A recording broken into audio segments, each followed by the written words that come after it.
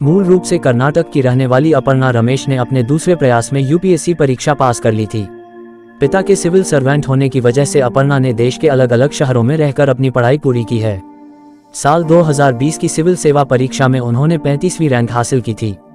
अपनी मेहनत और तेज दिमाग के चलते उन्होंने बिना कोचिंग के ही देश की सबसे कठिन परीक्षा पास कर ली थी। जानिए कैसा रहा उनका सफर, इससे आप भी प्रेरणा ले सकते हैं। देश की सबसे कठिन परीक्षा यानी यूपीएससी एग्जाम को क्लियर कर पाना आसान नहीं होता है। इसके लिए अभ्यर्थी कई सालों तक कड़ी मेहनत करते हैं। ज़्यादातर छात्र कोचिंग व बाहरी सोर्स से भी मदद लेते हैं, लेकिन कर्नाटक की रहने वाली अपर्णा रमेश इस मामले में अपवाद हैं। उन्होंने बिना किसी कोचिंग के सिविल सर्विस परीक्षा पास कर ली थी। यूपीएससी परीक्षा का रुतबा आज भी पहले जैसा है। इसकी तैयारी के लिए लोग खुद को भी भूलने लग जाते हैं।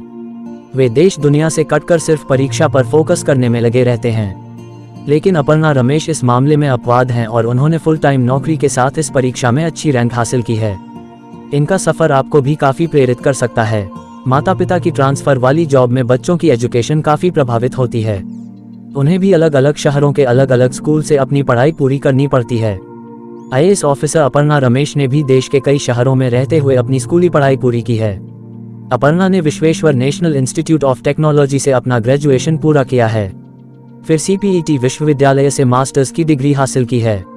आर्किटेक्ट के तौर पर फुल टाइम जॉब करते हुए वे सिविल सेवा परीक्षा की तैयारी भी करती रही थीं। साल 2019 की परीक्षा में वे असफल रही थीं। फिर 2020 में दोगुनी तैयारी के साथ उन्होंने यूपीएससी परीक्षा में 35वीं रैंक हासिल की थी। अपर्णा रमेश के लिए नौकरी के साथ सिविल सेवा परीक्षा की तैयारी करना बेहद मुश्किल था। नौकरी के बाद उन्हें जितना भी समय मिलता था उसमें वे सिर्फ पढ़ाई किया करती थीं।